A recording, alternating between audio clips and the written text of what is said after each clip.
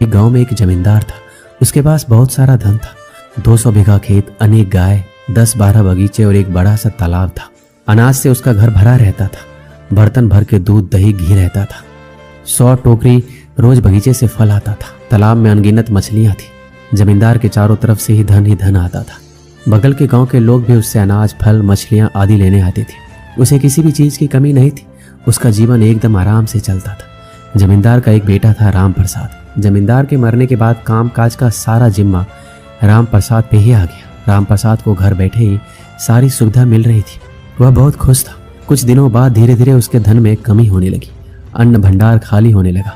गायों का दूध कम हो गया। बगीचे से फल मिलने बंद हो गए। तालाब से मछलियां गायब होने लगी। अब राम प्रसाद दुखी और परेशान रहने लगा। धीरे धीरे उसका तबीयत भी खराब होने लगा। उसके तबीयत के बारे में सुन के उसका हाल पूछने के लिए गुरुजी उसके घर आए। राम प्रसाद ने उनका बहुत अच्छे से स्वागत किया और सेवा में कोई कमी नहीं छोड़ा। लेकिन गुरुजी बिना बताए ये समझ गए कि राम प्रसाद ठीक नहीं है। वह अंदर ही अंदर बहुत परेशान है और उसी की वजह से बीमार भी पड़ा हुआ है। फिर भी उन्होंने राम प्रसाद से पूछा, क्या हुआ राम प्रसाद, सब ठीक तो है? तुम बहुत उदास लग रहे हो। तब उसने कहा, क्या बताऊं गुरुजी, कुछ समझ नहीं आ रहा है। मेरा सारा धन दौलत खत्म होता जा रहा है। इसी की चिंता से मैं बीमार हो गया हूं। अब आप ही कुछ उपाय बताइए जिससे मेरा धन दौलत पहले जैसा हो जाए। तो गुरुजी ने कहा कि तुम चिंता मत करो, सब ठीक हो जाएगा, सब पहले जैसा हो जाएगा। सबसे पहले तुम मुझे अपना दिनचर्या बताओ। तो राम प्रसाद ने बताया, गुरुजी चिंता के कारण रात में जल्दी नींद नहीं आती, इसलिए सुबह देर तक सोता रहता हूँ। फिर स्नान करता हूँ, उसके बाद भोजन और फिर दोपहर में सो जाता हूँ। फिर जब सोकर उठता हूँ तो शाम के समय अपने मित्रों के साथ बिताता हूँ। फिर रात को जब बिस्तर पर जाता हूँ तो वही चिंता सताने लगती है, इसलिए मुझे सोते सोते देर हो जाती है। गुरुजी ने कहा, क्या कभी अपने खेतों में घूमने जाते हो या नहीं? तो उसने बताया, नहीं गुरुजी, मैं कभी नहीं जाता। मेरा सारा काम मेरे नौकर चाकर करते हैं।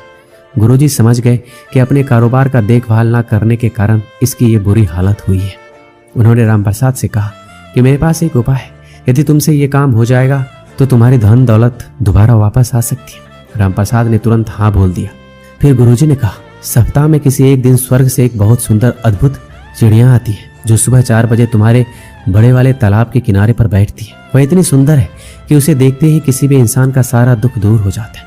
वह सुखी, स्वस्थ और संपन्न हो जाता है। यदि तुम एक बार भी उसका दर्शन कर लोगे तो तुम्हारा सारा दुख दूर हो जाएगा और तुम एकदम पहले की तरह स्वस्थ हो जाओगे और तुम्हें कभी भी धन की कमी नहीं होगी।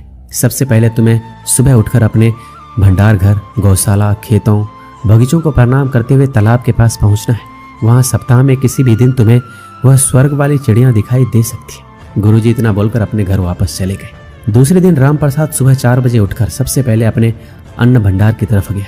वहां उसने देखा कि उसका एक नौकर 4 आदमियों के साथ भंडार घर से चावल की कुछ बोरियां निकालकर वहां खड़ी बैलगाड़ी पर लाद रहा है। तब वह नौकर राम प्रसाद को देखा तो डर के मारे थर-थर कांपने लगा। उससे माफी मांगने लगा। राम प्रसाद ने उससे चावल की बोरियां ले ली और नौकर को निकाल दिया। फिर वह बगीचे की ओर गया। वहां जाकर देखा कि बगीचे की रखवाली करने वाला अपने पूरे परिवार के साथ टोकरी में फल भरकर अपने घर की ओर ले जा रहा है। और जब वह अचानक राम प्रसाद को देखा तो उसके होश उड़ गए। राम प्रसाद ने उसे भी नौकरी से निकाल दिया। जब वह अपने खेतों में पहुंचा तो देखा कि गांव के कुछ लोग खेतों से अनाज के गट्ठर अपने सिर पर लेकर जा रहे हैं। राम प्रसाद ने देखा तो उन लोगों से अपना अनाज का गट्ठर वापस रखवाया और उन्हें एक कड़ी सजा दी। इसके बाद वह तालाब के पास पहुंचा।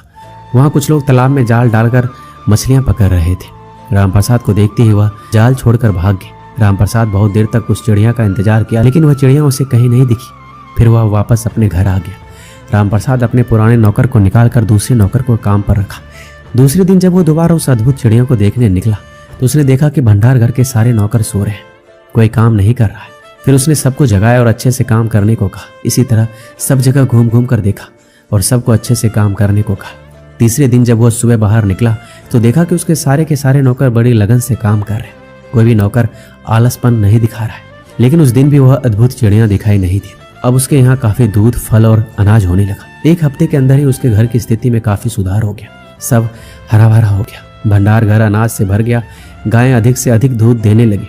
खेतों में फसल लहलहाने लगा और तालाब में मछलियां भी दिखाई देने लगी। लेकिन अभी भी वह चिड़िया दिखाई नहीं दी। एक दिन फिर गुरुजी राम प्रसाद के घर आए। राम प्रसाद ने खुशी खुशी उनका स्वागत किया। इस बार उसके चेहरे पर उदासी नहीं बल्कि खुशी दिख रही थी। गुरुजी ने उससे पूछा कैसे हो राम प्रसाद, सब ठीक चल रहा है? और स्वर्ग वाली अद्भुत चिड़िया देखी कि नहीं?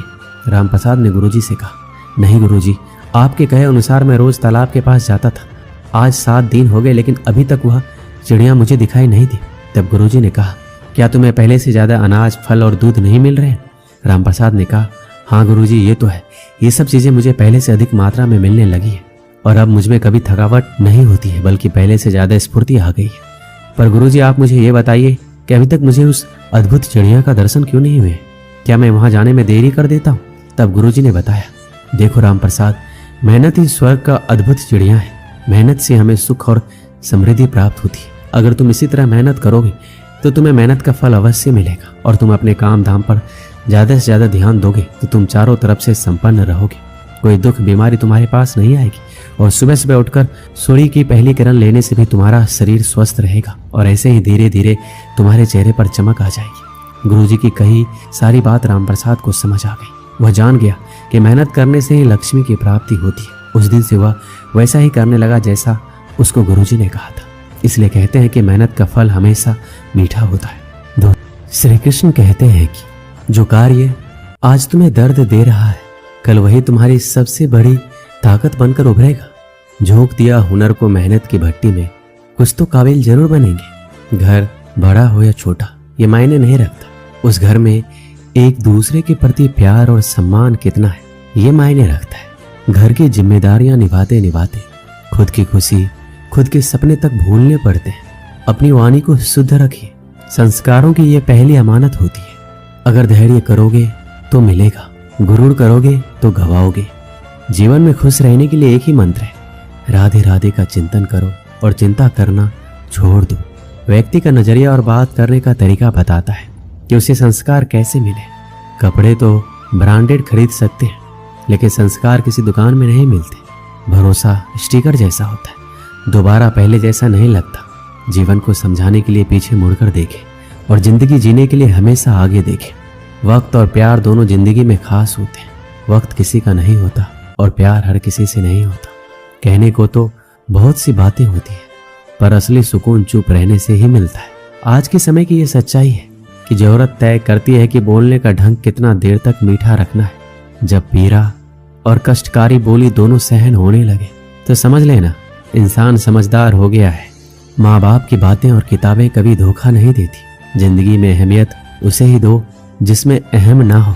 दिल साफ रखो और सबको माफ करो, जिंदगी हसीन हो जाएगी। हर इंसान के साथ इतनी खूबसूरती के साथ रिश्ता निभाओ कि लोग आपको खोने से डरे, आप लोगों को खोने से नहीं। कुछ कर्म ऐसे होते हैं जिनका प्रायश्चित नहीं होता, उसे कुदरत के नियमानुसार भुगतना पड़ता है। अगर रास्ता खूबसूरत हो तो पता करें किस मंजिल को जाता है, लेकिन अगर मंजिल खूबसूरत हो तो रास्ते की परवाह ना करें। आपका स्वाभिमान अगर किसी को अभिमान लग रहा है तो बिल्कुल लगने दीजिए। जो 2 पल में बदल जाते हैं वह विचार नहीं वहम कहलाते हैं। भरोसा जितना कीमती होता है धोखा उतना ही महंगा हो जाता है। ताश का जोकर और अपनों की ठोकर अक्सर बाजी घुमा देते हैं। कभी फुर्सत में अपनी कमियों पर गौर करना, दूसरों का आईना बनने की ख्वाहिश मिट जाएगी। नियत से ईश्वर खुश होते हैं और दिखावे से इंसान। मिली थी जिंदगी किसी के काम आने के लिए, पर वक्त बीत रहा है कागज के टुकड़े कमाने के लिए। रिश्तों को बनाए रखने का सिर्फ एक ही शर्त है, किसी की कमियां नहीं अच्छाइयां देखिए। समय उनका इंतजार करता है जो उसका इस्तेमाल करना जानता है। समय दिखाई नहीं देता लेकिन बहुत कुछ दिखा जाता है। अकेले ही गुजरती है जिंदगी। लोग तसल्लियां तो देते हैं पर साथ नहीं। पत्थर में एक कमी है कि वो पिघलता नहीं है, मगर एक खूबी भी है कि वो इंसान की तरह बदलता नहीं है। भरोसा उस पर करो जो तुम्हारी 3 बातें जान सके, हंसी के पीछे का दर्द, गुस्से के पीछे का प्यार और आपके चुप रहने की वजह। जल्दी जागना हमेशा ही फायदेमंद होता है, फिर चाहे वो नींद से हो या अहम से या फिर वहम से। प्रशंसा चाहे जितनी कर लो, अपमान सोच समझ कर करना, क्योंकि अपमान वो उधार है जो अवसर मिलने पर ब्याज सहित लौटता है। जीवन एक ऐसा रंगमंच है जहां किरदार को खुद पता नहीं होता अगला दृश्य क्या है। रिश्तों की चाय में शक्कर जरा माप के रखना चाहिए। फीकी हुई तो स्वाद नहीं आएगा, ज्यादा मीठी हुई तो मन भर जाएगा। प्रेम सदा माफी मांगना पसंद करता है और अहंकार सदा माफी सुनना पसंद करता है। इज्जत किसी इंसान की नहीं होती जरूरत की होती। जरूरत खत्म तो इज्जत खत्म। यही दुनिया का सच है। जीवन में कभी भी मुसीबत आए तो किसी से मदद मत मांगना, क्योंकि मुसीबत थोड़ी देर की होती है और एहसान जिंदगी भर का रह जाता है। आप कब सही थे इसे कोई याद नहीं रखता, लेकिन आप कब गलत थे इसे सब याद रखते हैं। ठंड में हाथ काम नहीं करते और घमंड में दिमाग काम नहीं करता।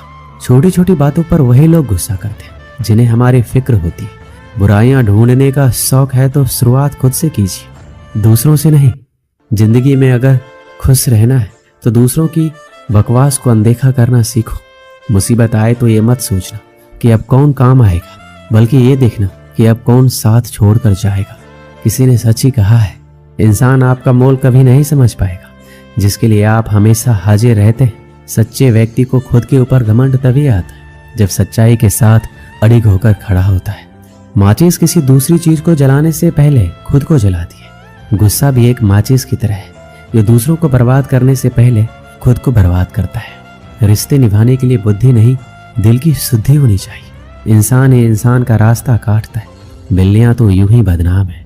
घमंड के अंदर बुरी बात यह होती है कि वो आपको कभी महसूस नहीं होने देगा कि आप गलत हो। एक सच्चे मित्र की पहचान केवल संकट के समय होती है और एक मूर्ख व्यक्ति की पहचान खुशी और दुख दोनों के समय पर की जा सकती है। लोगों को वक्त देना सीखो, रिश्ता खुद मजबूत हो जाएगा। समझदार इंसान से की गई कुछ मिनट की बात हजारों किताबें पढ़ने से बेहतर होती है। दूसरे के घर में जाकर हंगामा वही लोग करते हैं जिन्हें उनके घर में कोई इज्जत नहीं मिलती। चैन से जीने के लिए 4 रोटी 2 कपड़े काफी है, पर बेचैनी से जीने के लिए 4 गाड़ी और 2 बंगले भी कम हो जाते हैं। जो आपके खुश होने पर खुश और दुखी होने पर दुखी हो जाए, उससे ज्यादा प्यार आपको कोई नहीं कर सकता है। जब तक तुम्हारे पास पैसा है, दुनिया पूछेगी भाई तू कैसा है। लोग आईना देखना छोड़ देंगे अगर आईने में चित्र की जगह चरित्र दिखाई देगा तो। कड़वा सत्य, किसी भी व्यक्ति को ज्यादा सुधारना चाहोगे तो आपका दुश्मन बन जाएगा। जब कोई नया मिल जाता है तो पुराना रिश्ता ऐसे खत्म हो जाता है जैसे कभी था ही नहीं।